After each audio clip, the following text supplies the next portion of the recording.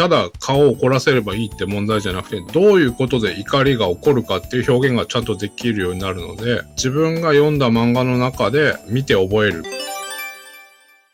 よろしくお願いします。よろしくお願いします。今日はマイクが来ます。はい、ありがとうございます。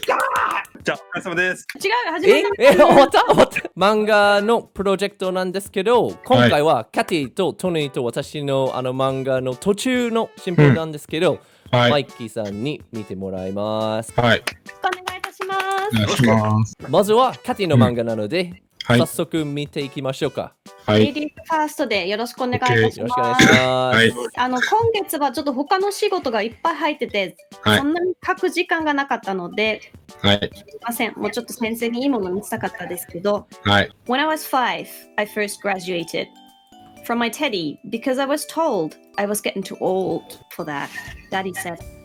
When I was 12, I graduated from fictional books because I needed to learn about reality.When I was 17, I graduated from my friends because they were a bad influence. これ寂しいもん。今回は全然違う。もう寂しいよ、もうやめてください、もう。When I was 21, I graduated from my love because I needed to grow out of this phase. And when I was 28, I graduated from bachelorism. Got engaged to take my proper place in society. I'm gonna cry. We're only on page 2. やめてよ、もう。前はすごい甘い、可愛い、キュンキュン、ラブラブ、ローマンスみたいなものの逆だった。泣く。I am 30 now. My life is according to plan. I'm well read and intelligent and educated. I act sensibly and well mannered. I graduated my university with honors. I am perfect, yet. I saw my dad with another woman, but I'm sorry. Me and your mom are getting a divorce. Grown-ups make so many excuses. They tell us to play by the rules that they themselves overlook. What I'm supposed to believe in now. So today I will graduate from graduating. で、これから、何するんだろうみたいな。まずその今の、前のストーリーにもある意味ズームインしてからズームアウトしてたので、同じパターンで今回もポエム的な感じで、まずズームインして彼女のズームイン、今までの人生に作った人生作ってからそれまで全部外すことにしたいので、だからこれからその逆パターンで今までやったことを全部また取り外して、どうやってその自由になれるんだろうなみたいなところに行きたいなと思います。なるほど。ちょっとページが増やしますと思いますけども、一応メインのトピックは卒業を卒業する。なぜかっていうと、結構日本で特に女性には多いんだと思いますが、好きなものを卒業しなくちゃいけない、大人にならなくちゃいけないとか、女性はもうこれはもう着ちゃいけないとか、これはもう見ちゃいけないとか、いろいろそのルール社会にあるんだけど、私たちのアーティストたちはね、ある意味それを捨てて自由になってるんですが、結構社会の中でいろいろ捨てなくちゃいけないとか、卒業しなくちゃいけない人が多いので、特にロリータファッションとか原宿ファッションとか途中から卒業しなくちゃいけないと思ってる女性が多いので、それを最初考えてからこのテーマにしました。なるほど。意味的にズームインしたかったですね。っていうか、小さいパネルからだんだんこうやって私たちがその主人公に近づくと、主人公がだんだん年を取るんだけど、そこのまずに素人の大事なよくある問題は主人公があんま似てない逆に簡単で今回書くと思ったら逆に難しくしちゃったのかなと思ったことあるんですけど、この感じなんですいません。なんか先生にはいろいろなんか言えるのは難しいかなと思うんですけど、何かあれば聞きます。参考にします。でも見せ方上手だなと思って、ありがとうございます。ちゃんとその感情とかストーリーの流れに沿って、その昔のことだからコマがちっちゃいみたいな印象に見えるんですね。初めの順番から1ページ目とか。だからとっても上手だし、あとテーマも結構みんながわかるテーマなので、話に入りやすいというか、あとそのみんなも完璧にそうやって言われた通りに生きてきたわけではなくても、やっぱどっかで親が言うこと聞いて生きてきたみたいな気持ちがあるとかもあるので、なんかこう話を共感して見やすいなと思ったし、テーマが結構面白いなと思いましたね。で、この後の展開がちょっと気になるな。そのお父さんが浮気とか不倫しちゃって離婚して、今までルール通りに生きてきなさいよって言われた主人公が、そういうルール通りに生きてこいって言った親がルールを破ったことで、この子の人生がこの後どうなるのかが楽しみだなって終わり方をちゃんとしてるんで、よく話はできてると思います。あと見せ方も、特に初めのページはよくできてると思います。ありがとうございます。まだやっぱ、初めのページ以外はちょっとやる時間がだんだんなかったんですけど、今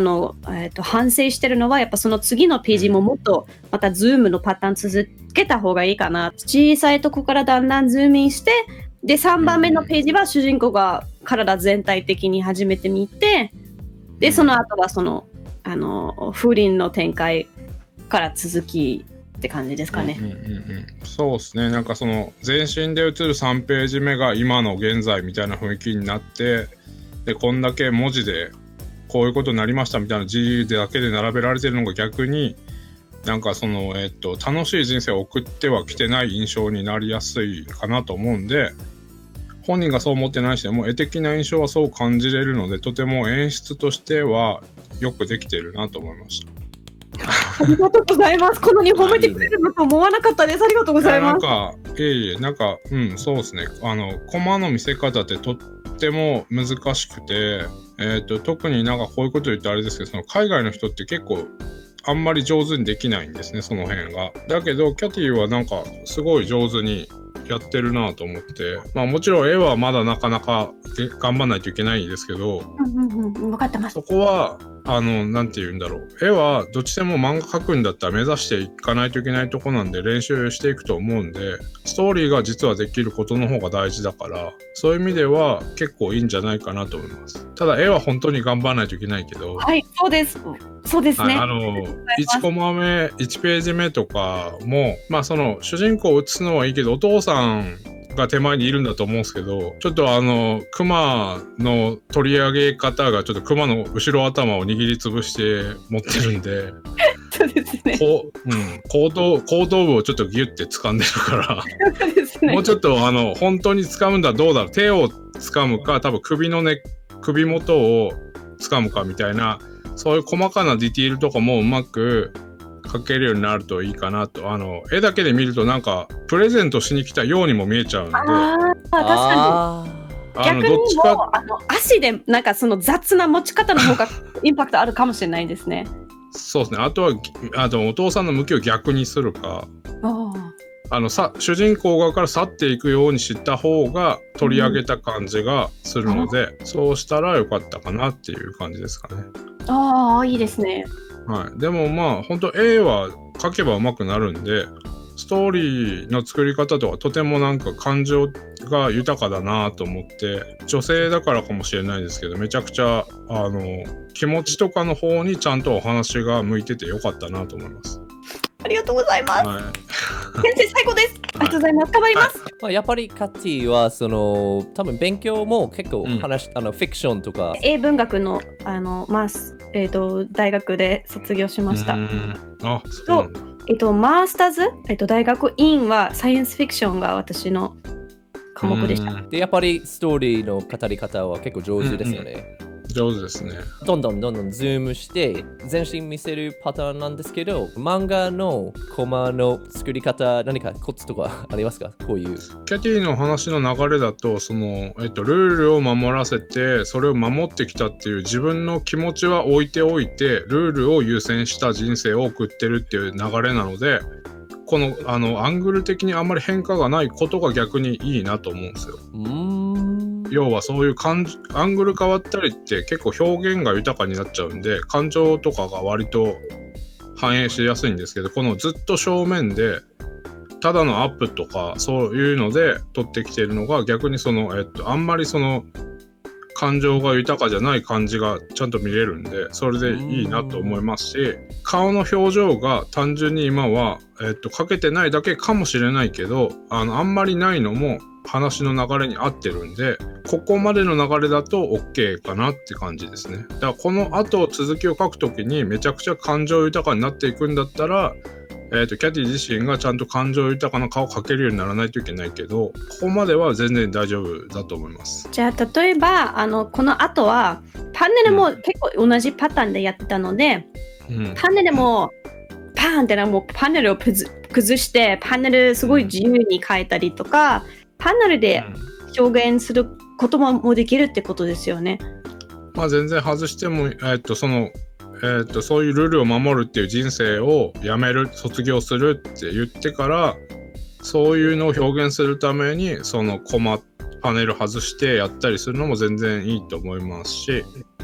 あとはその漫画のジャンルの問題だけど、少年漫画と少女漫画とかで見せ方違ったりもするんで、まあどっち向けに作っていくかとかでもまあ多少パネルの使い方はあるとは思うんですけど、まあでもなんか